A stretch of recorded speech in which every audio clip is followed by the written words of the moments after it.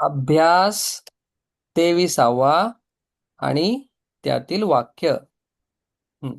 पहिलं वाक्य आहे प्रथम कक्षा में 19 म्हणजे पहिलीच्या वर्गामध्ये 19. मग वर्गामध्ये, मग वर्ग हा शब्द कसा आहे? स्त्रीलिंग आहे.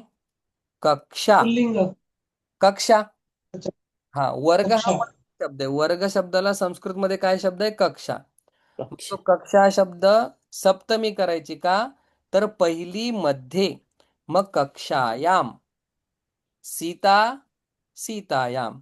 मग पहिल्या वर्गामध्ये, मग प्रथमायाम कक्षायाम. बघा, प्रथमा क्रमवाचक झाला. पहिलीच्या वर्गामध्ये प्रथमायाम कक्षायाम 19. मग 19 आपण कसं म्हणतो? आता आपण स्टँडर्ड वापरूया. एकोण विंशतिः. एकोण विंशतिः. बरोबर. दुसरीच्या वर्गामध्ये, मग दुसरीसाठी काय आपण वापरतो? क्रमवाचक किंवा संख्येय द्वितीया. मग दुसरी मध्ये, मग द्वितीयायाम किती आहेत? 20. 20 कसं दाखवतो वीस. आपण? विंशतिः. बरोबर. हो. तिसरी मध्ये, तिसरी क्रमवाचक काय शब्द आहे? तृतीया. मग तृतीयायाम किती? 30. मग कसं म्हणणार आपण? त्रिंशत. म्हणजे एक आपण घेतोय संख्येय आणि त्या संख्येमध्ये किती आहेत ही संख्या सांगतोय. चौथी मध्ये, मग बघा कसं म्हणतो आपण? अ चौथीसाठी काय चत- शब्द आहे? चत- चत- हा, चत्वार. चतुर्थी. चतुर्थी आपण असा जर शब्द घेतला, चतुर्थी, तर चतुर्थ्याम. सर असं का म्हणताय तुम्ही? कारण की तुम्हाला थोडंसं लक्ष द्यावं लागणार. चतुर्थी हा शब्द कसा आहे? चतुर्थी इथे लिहितो वरती. हा, चतुर्थी हा कसा शब्द आहे? इकारांत आहे का? हो. का ईकारांत आहे? अजून स्पष्टता घेऊया. ईकारांत आहे, बरोबर. हो. हा, मग आपल्याकडे दीर्घ. नदी शब्द आहे जो दीर्घ इकारांत आहे. म्हणून आपण म्हणणार नदीचं होतं नद्याम. एका पाठामध्ये आपण हे शब्द अजून पाहून घेऊया. मती आणि नदी अजून आपल्याला स्पष्टता येईल. चतुर्थ्याम नद्याम. चतुर्थी चतुर्थ्याम. नदी नद्याम. किती नद्या. आहेत? 40. 40 कसं म्हणतो आपण? चत्वारिंशत. कसं म्हणतो 40ला? चत्वार. चत्वारिंशत. चत्वार. मग चतुर्थ्याम चत्वारिंशत. पाचवी मध्ये, पाचवी. पाचवं कसं सांगतो आपण? पंचमी. मग चतुर्थीचं झालं चतुर्थ्याम. पंचमीचं काय होणार? पं पंचाम. पंचमी शब्द आहे. दीर्घ आहे नद्याम. ना. मग पंचम्याम किती आहेत मुलं? 50. मग 50 कसं सांगतो पन्नास. आपण? पंचाशत. पंचाशत. ओके. सहावी, मग षष्ठ्याम. बघा, षष्टी षष्ट्या षष्ठ्याम किती आहेत? 60. 60ला कसं म्हणतो आपण? षष्ठ षष्ठी. षष्ठी ही. बघा, सप्तमी. सप्त्याम. सप्तम्याम. शब्द काय आहे? सप्तम्याम. इथं लिहितो चतुर्थीचं, म्हणजे बाकीचे आपल्याला लावता येतील. चतुर्थी चतुर्थ्याम. असं का केलं? त्याचं उदाहरण इथं ब्रॅकेटमध्ये लिहितो. नदी नद्याम किंवा मती मत्याम. तसं चतुर्थी, पंचमी, षष्ठी, सप्तमी त्यांचं कसं होणार? नदी किंवा मतीसारखं. मत्याम, नद्याम. तसं सप्तमी सप्तम्याम किती आहेत? सप्ततिः. बर. अष्टमी काय होणार सांगा बरं, गेस करा. अष्टम्या तुम्हाला अष्टम्याम म्हणता येणार नाही पण लिहिता 100% येणार. अष्टम्याम किती? अशीतिः. अशीतिः. अशीति हा. नवमी नवमी नवम्याम नवम्याम नवतिः. 90. नवतिः आणि 10वी दशमी काय होणार? दशम्याम दशम्याम किती? अ शतम शतम. दशम्याम शतम च. शतम आहे ना. हा. शतम छात्राः सन्ति. एक मोठं वाक्य होते. म्हणजे एक सांगतोय संख्येय आणि त्याच्यामध्ये असणाऱ्या किती संख्या आहे ते. संख्या संख्येयचा हा काय आहे? एकत्रीकरण या ठिकाणी केलंय त्यांनी. संख्या संख्येय. बर. आता थोडस अजून पुढे जाऊया आपण. हे झालं पहिलं वाक्य. केवढं मोठं वाक्य आहे पहिलं. बर. बघा पुढे दुसरं वाक्य बघा. आता अजून जे आता वापरले त्याच्यामध्ये क्लॅरिटी येईल. प्रथम कक्षा आता संख्येय संख्येयची ते सांगड घालतायत. काय आहे? प्रथम कक्षा मे. मग कक्षा शब्द कसा होतो? कक्षायाम. प्रथम हा शब्द कसा होईल? प्रथमायाम हा. तर प्रथमायाम कक्षायाम म्हणजे पहिल्या वर्गामध्ये 11वे. छात्र गुरुजी को बुला रहे हैं. हा. प्रथमायाम कक्षा म्हणजे पहिलीच्या वर्गामध्ये 11वा मुलगा. मग असं म्हणू का मी? एकादशः छात्र. बरोबर एकादश हा. म्हणजे 11वा. मग आपल्याला 11वा सांगायचं असेल तर आपण कसं म्हणतो? लावत होतो आपण. आजच नियम पाहिला. हम्म हम्म प्रथमायाम कक्षायाम एकादशः छात्रः. हा. मग आपण आता म्हणूया त्यांनी सांगितले गुरूंना बोलवतात. मग आपण म्हणूया गुरुम आवयती. एवढं सोपं सेंटेन्स झालं पहिला. म्हणजे पहिलीच्या वर्गामधील 11वा मुलगा गुरूंना बोलवते. येस. मग आता हम्म दुसरीच्या वर्गातील कुठला बोलवतोय? बघा. 15वा हा. 15. 15वा. मग द्वितीया या याम कक्षा 15वा. 15 साठी काय शब्द आहे? पंचदश. मग त्याला 15वा करायचा असेल तर आपल्याला काय करावं लागेल? फक्त लावायचा आहे. द्वितीयायाम पंचदशः छात्रः गुरुम आह्वयति. दुसरीतील 15वा मुलगा गुरूंना बोलवते. कदाचित ते मॉनिटर असावे म्हणून. बर. तिसरीचा तृतीयाया तृतीयायाम तिसरीचा 16वा मुलगा. 16 साठी काय शब्द आहे? षोडश. मग काय येणार? षोडशः. बघा. तिसरीचा 16वा मुलगा. चौथीचा कुठला? चौथी मधला कुठला मुलगा? चतुर्थ्याम नदी नद्याम. चतुर्थी चतुर्थ्याम 20वा मुलगा. आता आपण असं तर नाही म्हणू शकत की विंशती मग आपण काय नियम पाहिला होता? तमः.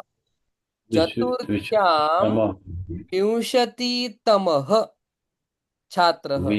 विंशतितमः का केलं? कारण की छात्र आहे म्हणून. मग पुढे पुल्लिंग पाचवीतील 40वा.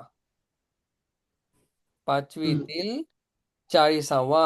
आता पाचवी. मग पंचम्याम पाचवीतील 40वा. 40वा म्हणजे चत्वारिंशत्. बरोबर का? हो चत्वारिंशत् रिंशत.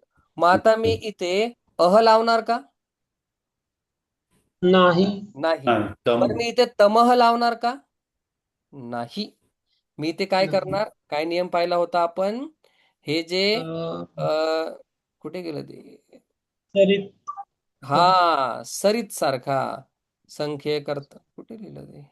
हा बघा, त्रिंशत या सगळ्या चत्वारि शब्दांचा आपण काय करणार आहोत? अ, बरोबर चाललंय का? एकादशः विंशतितमः. हा, तमह लावायचं इथे आपल्याला सगळीकडे. मग इथे काय होणार? चत्वारिंशत्तमः छात्रः. कितवा? 40वा विद्यार्थी. चत्वारिंशत्तमः. मग इथं सरित सारखा का चालवणार आहे? सरितचा नियम कुठे आहे बघा? वरती याच्या हा, संख्यामध्ये. संख्यामध्ये येतो. संख्येसाठी काय आपल्याला तमहच लावायचं आहे. चला, सोपं झालं. उलट अजून नियमात नियम नाही वाढले. पुढे बघा. पुढे काय सांगतायत? सहावीचा. सहावीचा कितवा मुलगा? 50वा. 50. सहावी म्हणजे षष्ठी. षष्टी. आणि षष्ठी म्हणजे अ इकारांचं ना, दीर्घ इकारांचं. इकारांत. कसं चालणार तो? षष्ट्यायाम. षष्ठ. षष्ठी. षष्ट्यायाम. षष्ठ्याम. काय होणार फक्त? षष्ट्याम. षष्ठ्याम. षष्ठ्याम 50वा. 50वा म्हणजे पंचाशत्तमः. पंचाशत्तमः छात्रः. षष्ठ्याम 50. बरोबर चाललंय ना? हो षष्ठी. सर. आता हो इथे हो 50 क्रम आहे ना सर. क्रम आहे. ओके, क्रम आहे क्रमामध्ये कसं? तम. हम्म, हम्म. संख्येन आहे ना, संख्येन म्हणजे क्रम. बरोबर. षष्ठ्याम 50तमः. 7वी मधला मुलगा. काय सांगतात पुढे वाक्यात? 7वीतला 60वा मुलगा. 7वीतला आठवा सप्तमचे 8वे. सप्तम्याम 60वा. षष्ठी. षष्ठी. षष्- षष्ठीतमः. षष्ठीतमः तम. छात्रः. 8वीतला किती नंबरचा मुलगा? 17वा. हा, 8वीतील 17वा. मग अष्टम्याम सप्ततितमः. सप्ततितमः. बर. आणि 9वीतील 80वा. नवम्याम अशीतितमः. बघा बघा बघा. आणि 10वीतील 90. 90वा. 90वा. मग दशम्याम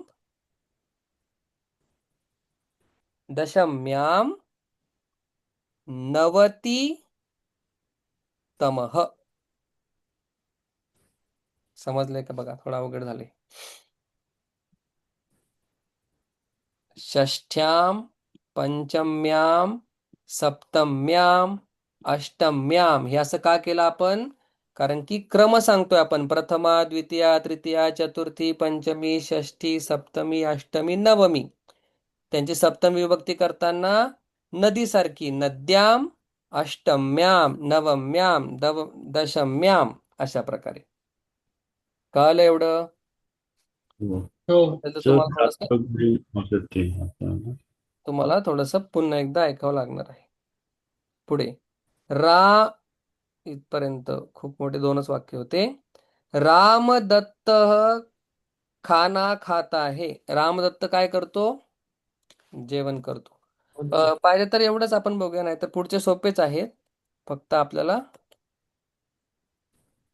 अजून थोडंसं डीप जावं लागेल. रामदत्त अत्ति. बरोबर आहे का? बघा, भोजनम अत्ति. खानासाठी काय शब्द आहे? भोजनम. रामदत्त भोजनम अत्ति.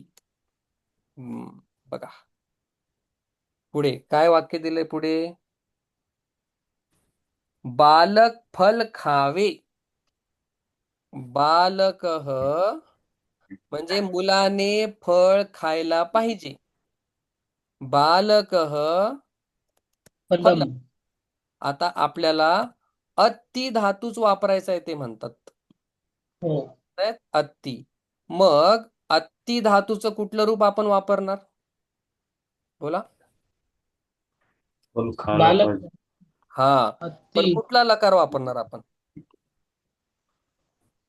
बघा, एक खावे पाहिजे सर. म्हणजे विधिलिंग लकार हा आपण वापर. काय येणार इथं बघा? अद्यात. खावे. हा. खावे. मग बालकः फलम अद्यात. काळजी करू नका, हा अत्ति धातू नाही पाठ केला तरी चालेल, फक्त एवढ्या पाठासाठी अत्ति येणार आहे. नाहीतर आपण सगळीकडे कुठला वापरणार आहोत? खादतीच वापरणार आहोत, जो पठती सारखा चालतो. ठीक आहे. पुढे काय सांगते? सुशिला भात खाएगी. आता फ्युचर सांगतात. सुशिला. सुशिला शिला. भातसाठी आपल्याला शब्द गेला होता ओदनम. आणि खाएगी. खाएगी म्हणजे भविष्यकाळ. भविष्यकाळ म्हणजे लूट लकार. काय आहे? अत्स्यती. अत्स्यती. कधी कधी श लागतो, कधी कधी स्यती लागतो. बर, पुढे वाक्य सांगा. शिष्याने शिष्याने खाना खाया. खाया. शिष्यः खाना भोजनम खाया. म्हणजे खाया म्हणजे भूतकाळ. मग भूतकाळ अद धातूचं लंग लकार काय येतं बघा? आदत. बरोबर. मदत. आदत. आदत. मग तचा द कधी होतो तुम्हाला माहिती? 7.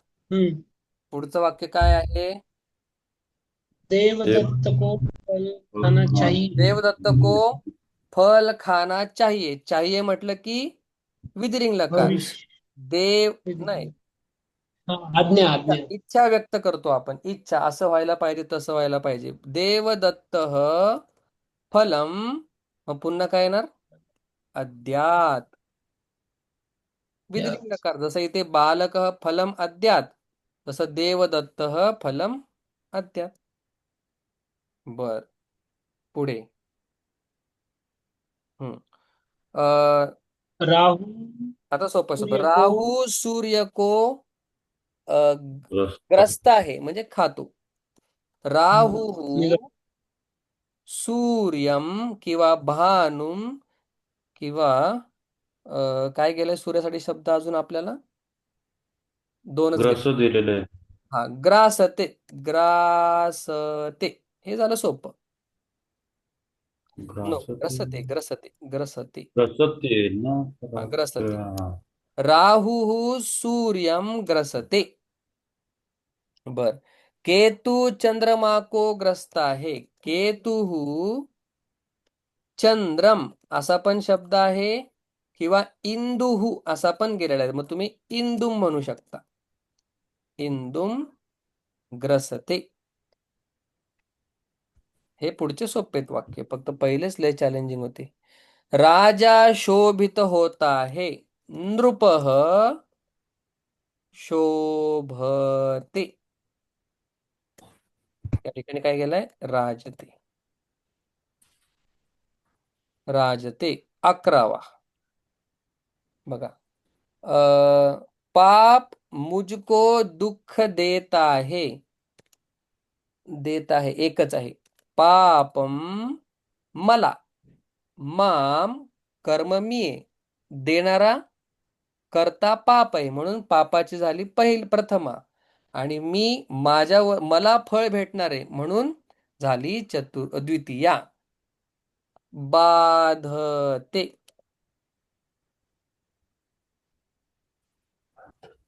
बाधते. 12. शेवटचं. सेनापती पर्वत को लांगता है. सेनापती काय पर्वत ओलांडतो. सेनापती ही पर्वतम, पर्वत शब्द गेलेला आहे. किंवा दुसरा एक शब्द गेला होता गिरिम. गिरिम लंघते. लंघते. लंघयते का नाही म्हणत, तो स्वतः लंघन करतोय. आणि जेव्हा दुसरा आपल्याला करवतो त्यावेळी लंघयते. म्हणून पंगुम लंघयते गिरिम. म्हणजे पांगळा सुद्धा पर्वत पार करतो. कसा करतो? देवाच्या कृपेमुळे. करणारी कृपा आहे. जेव्हा तो स्वतः करेल त्यावेळी मी म्हणेल लंघते. जेव्हा दुसरं कोणतरी मला ते करून देत असेल त्यावेळी मी काय होणार? निजंत रूप वापरणार. ते होणार लंघयते. निजंत रूप सध्या बाजूला ठेवा. पुढे ते आपल्याला विस्ताराने येणार आहे. मग आपल्याला थोडंसं कष्ट कुठे झाला आज? या अद धातूमध्ये. कारण की आता ते काय समजतायत, आपण खूपच डीप अभ्यास करतोय म्हणून ते म्हणतायत अद धातूचे 10 लकारात रूप पाठ करा.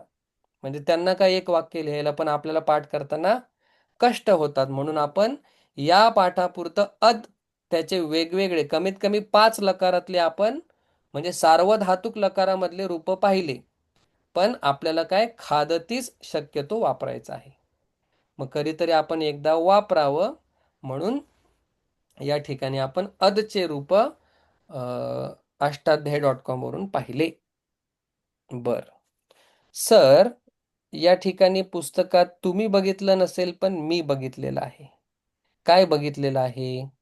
तर सर, काही ठिकाणी तुम्ही म्हटले की या आता शेवटचं आहे म्हणून सांगतो एकदा. विंशतीला तुम्ही तमह लावायचे बोलले. ज्यावेळी आपण विसावा असं ज्यावेळी म्हणतो. विसावा, विसावा, विसावा. पण सर याच पुस्तकामध्ये विंशः असं पण रूप दिलेले आहे का नाही? जर तुम्ही पुस्तकात जर मागे पुढे बघितलं तर विंशः असं पण रूप दिलेलं आहे. पण त्याच्यामध्ये 2 नियम आहेत. एक तुम्ही तमह लावा किंवा विंशः लावा असा पण नियम आहे. जर तमह तमह तुमच्या लक्षात राहत नसेल तर तुम्ही जर लावला विंशतीला, जर विंशलाच लावला विंशः, त्याचा अर्थ सुद्धा विसावा होणार आहे. मग हे आता आपण जास्त डोक्यात न घेता, कारण की हे जे आपण पाहिले 2 वाक्य हे जवळजवळ आपल्याला 1 तास बसून कुठे संख्या आहे कुठे संख्या आहे हे बघण्यात जाईल. त्याच्यामुळे हा चा नियम आपण इथे फक्त विंशः आणि त्रिंशः एवढ्या पुरताच सीमित ठेवूया. मग मी जर असं बोलत असेल विंशः, त्याचा अर्थ सुद्धा विसावाच होतो. जर मी त्रिंशः असं बोललो तरी त्याचा अर्थ काय होतो? विसावा असाच होतो. मग तुम्ही त्रिंशत्तमः म्हणा किंवा त्रिंशः म्हणा, दोघांचा अर्थ एकच. हे शेवटचं नसेल कळलं तर तुम्ही सोडून दिलं तरी चालेल आत्तापुरतं. कारण की वरतीच भरपूर वाढून टाकलेलं आहे. तेच खाता खाता आपल्याला वेळ जाणार आहे. पण पुस्तकात असं दिलंय, मग सरांनी ते सांगितलं नाही ते न होण्यापेक्षा एकतर तुम्ही विंशतितमः म्हणा इन जनरल किंवा विंशः म्हणा विसावा. मग त्रिंशः किंवा त्रिंशत्तमः याचा अर्थ काय होतो? तिसावा. कारण की त्यांनी वाक्य बनावं मध्ये असं म्हटलंय विंशःचं वाक्य बनवा. मग जर आपल्याला विंशः माहित नसेल तर आपण काय म्हणू की इथे काहीतरी चुकलेलं आहे. पण काही चुकलेलं नाही. तुम्ही विंशः म्हणा लावून, जसं तुम्ही एकादशला लावता आणि एकादश म्हणता म्हणजे काय? 11वा.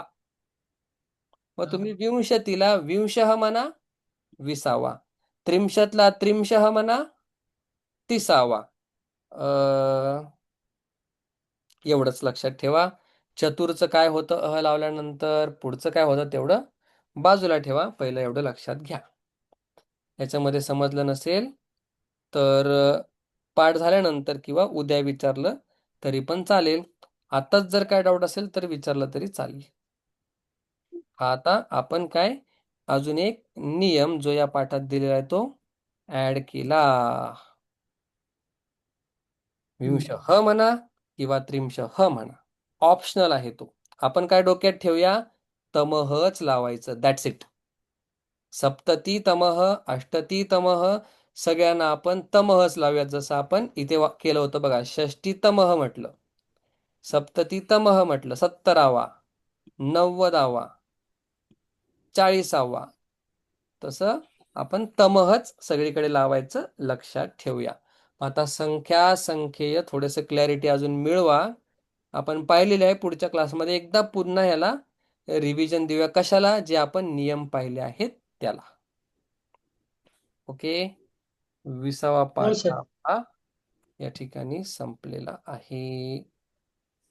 थोडंसं तुम्हालाही नाही मलाही बघावं लागणार आहे, असे हे पुढचे पाठ आहेत.